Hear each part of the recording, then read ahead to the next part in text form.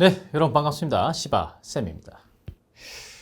자, 오늘은 2026년 상반기 공기업 NCS의 변화에 대해서 한번 정산을 해보고자 합니다. 도대체 2026년도 상반기에 NCS가 어떻게 공공기관에 수출제됐는지 큰 흐름이 좀 있어가지고 그걸 한번 공략해 드리려고 합니다.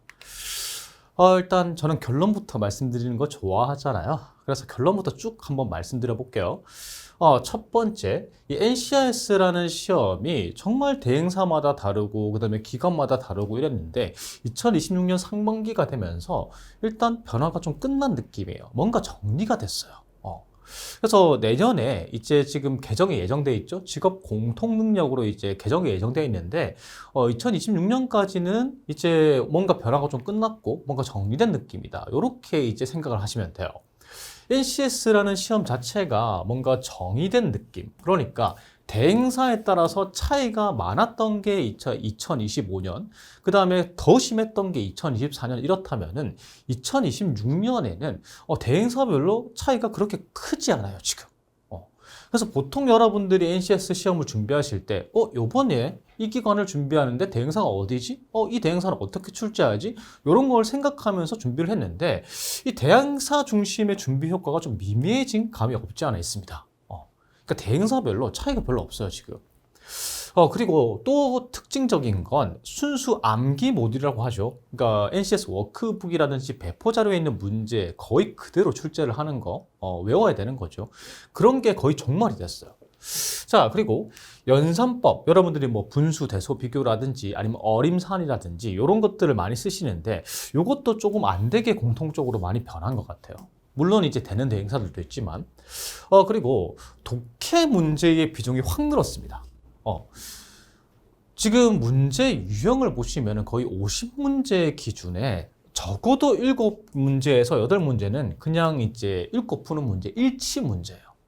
독해가 이거 말고도 많잖아요. 근데 거의 한 뭐 15% 정도가 독해 일치 문제일 정도로 독해 문제가 많아진 경향이 있습니다. 그리고 독해뿐만 아니라 추론이죠. 뭔가 이제 생각하고 풀어야 되는 거.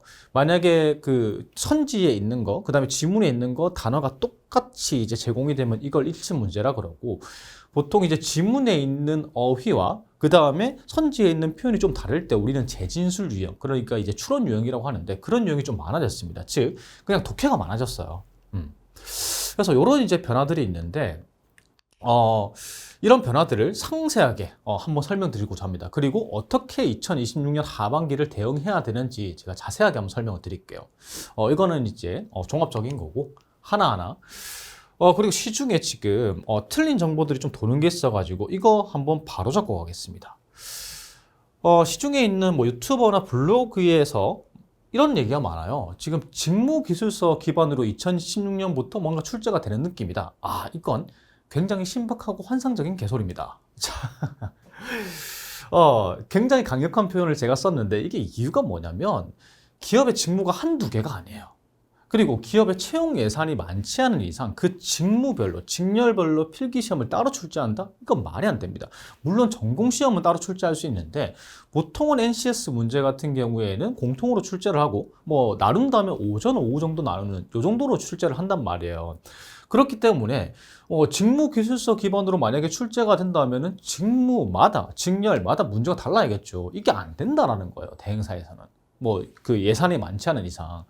그리고 대행사가 채용마다 신규 출제를 하는 게 아닙니다. 보통은 우리가 어느 회사를 수주할지 모르잖아요. 그래서 문제은행을 구축해 놓고 이제 수주를 받게 되면은 거기서 문제은행에서 요 이제 기관에 적합한 문제들을 추려 가지고 구성하는 그런 편집 방식으로 문제를 출제합니다. 그렇기 때문에 이 직무기술서 기반으로 출제를 한다. 어느 세월에요? 어떤 예산으로요? 이건 이제 사실은 말이 안 되는 거죠. 그 다음에 또 이제 얘기가 많이 나왔던 게 기출과 정말 다르다라는 얘기가 많이 나오는데 뭐 이거는 이유를 저는 알 것 같아요. 왜냐하면 요번에 많은 기관들이 채용 대행사가 좀 격변을 했어요. 바뀌어 버린 거죠. 그러면서 예전과 좀 다르다. 요런 이제 평이 많이 나왔는데 사실 이것도 어마어마한 멍멍이 소리인 게 기출은 원래 무용했어요. 아니 기출이 있더라도 대행사가 변경되면은 출제 경향이 바뀌는 건 당연한 거잖아요. 그래서 원래 기출은 쓸 데가 없었습니다. 작년에 어떻게 나왔다라는 거는 의미가 없었어요. 대행사가 같지 않은 이상은. 그 다음에 바뀐 대행사조차도 문제은행을 주기적으로 변경합니다. 이번에 상반기에 코레일 치신 분들 매일경제가 피센 유형 낸다고 피들 유형 낸다고 피센만 추가랍 하신 분들 완전히 이제 실패를 했죠. 왜? 매경이 어마어마한 변절을 했거든요. 완전히 변해버렸어요. 그러니까 문제은행을 대행사도 완전히 주기적으로 변경을 하기 때문에 기출이 무용하다. 이건 원래 무용합니다. 기출을 보는 게 아니에요. 그래서 요거는 이제 바로 잡고 이제 큰 변화 상세하게 이제 설명을 드리면은 대행사들이 이제 NCS가 뭔지 감을 잡았어요. 감을 잡았다기보다는 출제 유형들이 유사해졌습니다. 그러니까 자료 해석만 추가라 되던 여러분들 유명하죠. 이 매경은 복무가 됐어요. 다양한 유형을 막 출제를 하는 코레일 시험 보면 아시죠. 그다음에 이제 행과연 악명이 높죠. 이 철학자잖아요. 별 이상한 문제 다 내는 거, 추론 문제 같은 거. 근데 이제 실무 피셋의 광편이 됐어요. 완전히 이제 변해버린 거죠.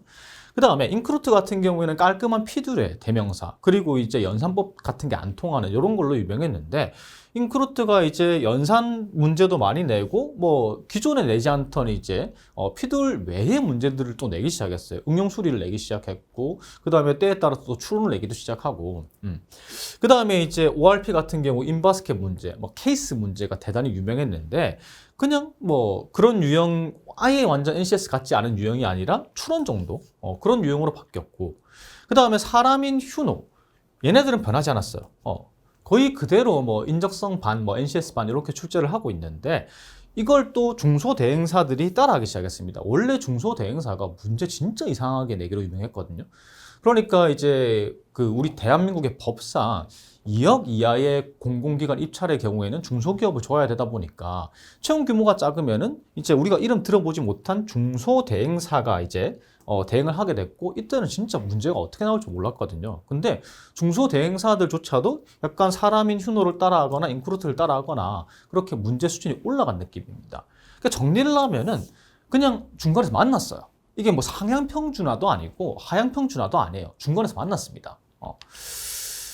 근데 여러분들이 이제 이런 말을 많이 하세요. 제가 출제형이 다 비슷비슷했다 이렇게 얘기하면은, 아니 후기 보니까 수험생들이 다 대행사마다 시험 유형 다르다고 얘기하시던데요. 처음부터 뭐 이런 유형 나왔고 저런 유형 나왔고 대행사마다 다르던데요, 이렇게 얘기하시는데, 사실 어떤 거냐면 이게 80%, 저는 이렇게 봐요. 그러니까 NCS라는 시험이 대행사별로 거의 80% 정도는 빈출 유형, 그러니까 늘 내던 유형을 내요. 다 같이 내는 유형이 있어요. 근데 20% 정도가 특수문항이에요. 그러니까 그 대행사만의 문항들이 있어요. 좀 자주 출제하고 선호하는 유형이 있어요. 그래서 이런 상황인데 수험생들은 어떻게 되느냐? 수험생과 제가 오프라인 수업하는 수험생과 이제 시험을 치고 오면 대화를 하거든요. 그럼 수험생이 막 흥분해서 와요. 와가지고, 와, 쌤, 요번에 이런 것도 나왔어요. 와, 왜 이런 걸 내요? 막 이런 식으로 얘기를 하는데, 전부 다 얘기하는 게 뭐냐면 이 못 본 유형들 있죠. 좀 특이한 유형들, 이런 것만 얘기합니다. 그러니까 이런 심리로 이제 단톡방에 얘기를 하거나 카톡방에, 아니면은 이제 블로그 같은 데다가 카페 같은 데가 후기를 올리는 거죠. 와, 이런 유형도 나왔다. 그럼 이제 우리는 믿는 거죠. 아, 저런 유형만 나오는구나, 이렇게 믿는데, 제가 다시 물어봐요. 그러면 뭐 내용일치나 순서 배열이나 뭐 배치나 뭐 명제 이런 거, 평범한 유형들 있잖아요. 이런 거 안 나왔니? 이렇게 물어봐요. 그러면 또 이렇게 대답해요. 그런 게 대부분이에요. 이게 무슨 말인지 아시겠죠?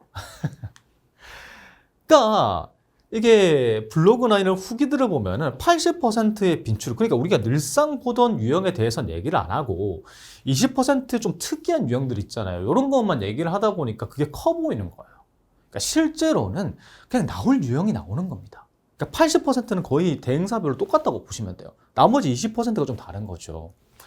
그래서 이제 이 80% 중심으로 준비하는 게 굉장히 이제 중요해졌습니다.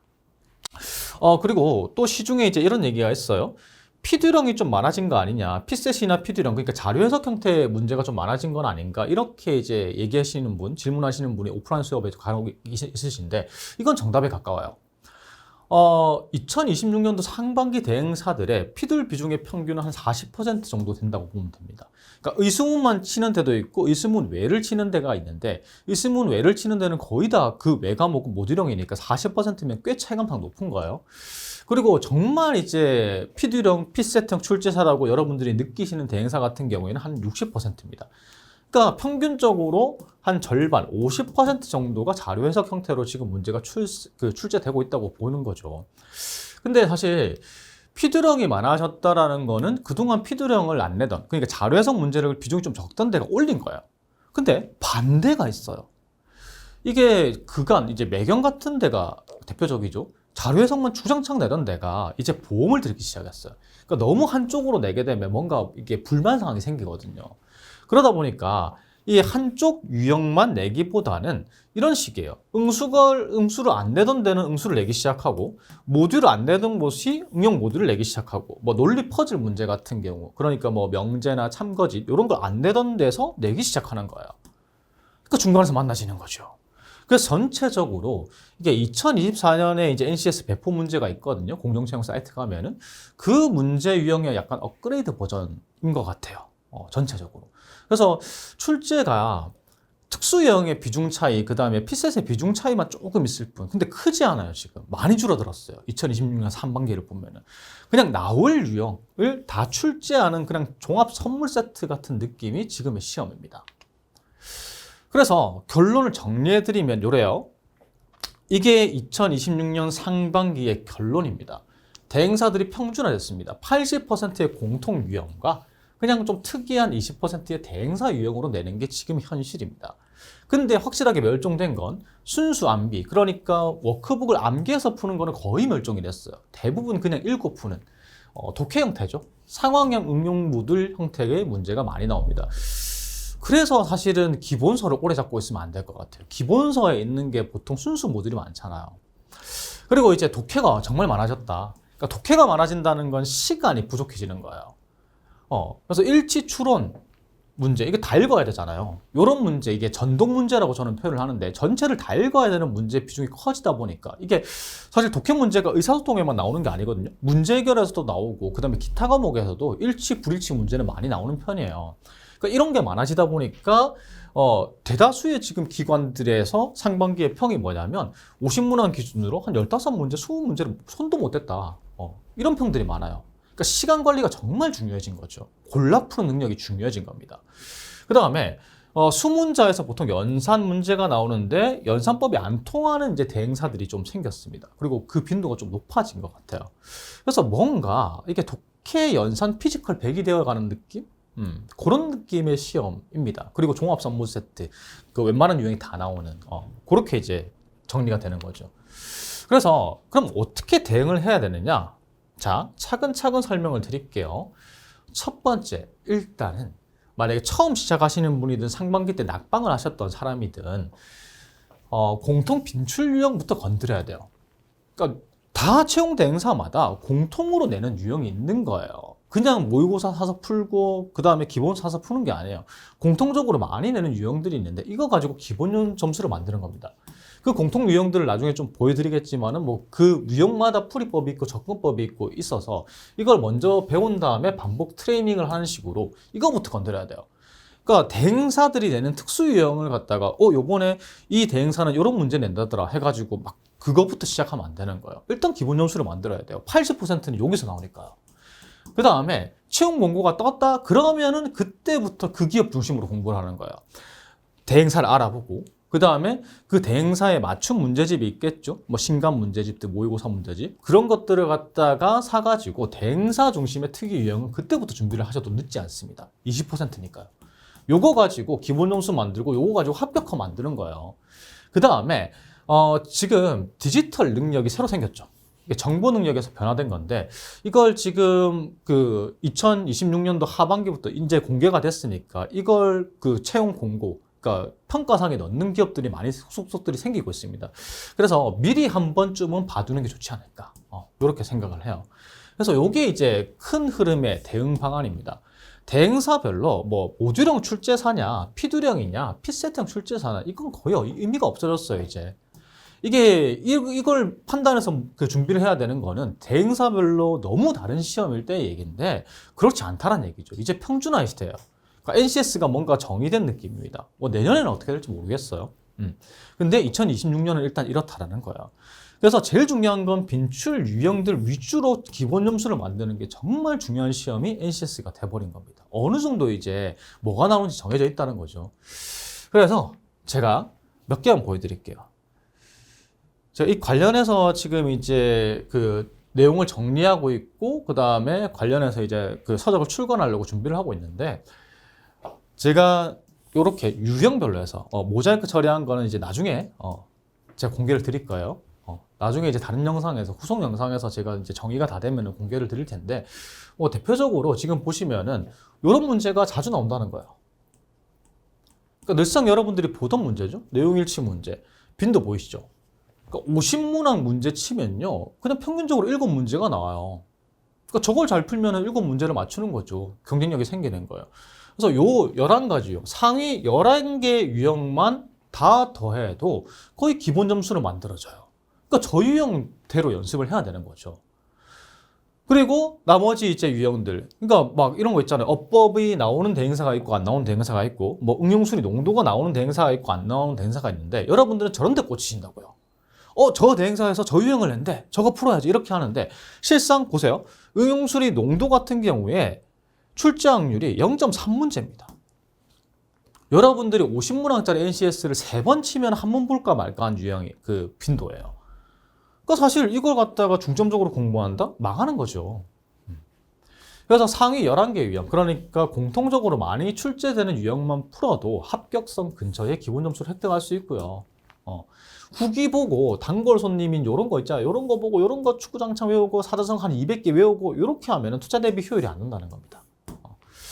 그래서 NCS라는 시험이 정의가 되었고 공통 유형들 위주로 공부하시는 게 지금은 가장 현실적인 방법이고, 여러분들이 보통 한 군데만 지원하시는 건 아니잖아요. 그래서 공통 유형을 먼저 공부하는 게 핵심이다. 이렇게 이제 말씀을 드립니다. 그리고 이제 앞으로의 관건은 이거죠. 앞으로의 관건은 지금 내년부터 직업 공통 능력으로 과목이 바뀌어요. 그러니까 총 10개 과목에서 지금 보시면은 7개 과목으로 바뀌죠. 이게 필기 변화가 어떻게 변화가 될지가 관건입니다. 그래서 내년까지 생각하시는 분들은 제가 이것도 나중에 공략해서 영상을 올릴 테니까 지속해서 봐주시면 되겠습니다. 어쨌든 제가 말씀드리는 거는 특이한 유형, 그러니까 여러분들이 시험 칠 때 한 3번 차에 한 번 볼 거, 2번 차에 한 번 볼 거, 이런 데 집중하시면 안 된다는 거예요. 후기 보고 낚이시면 안 돼요.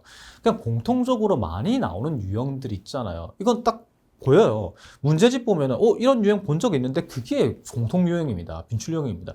그런 걸 빠르게 풀 수 있고 능숙하게 풀 수 있는 능력, 그걸 중점적으로 연습하시는 게 이 2026년 하반기를 준비하는 올바른 방법이라고 볼 수가 있습니다.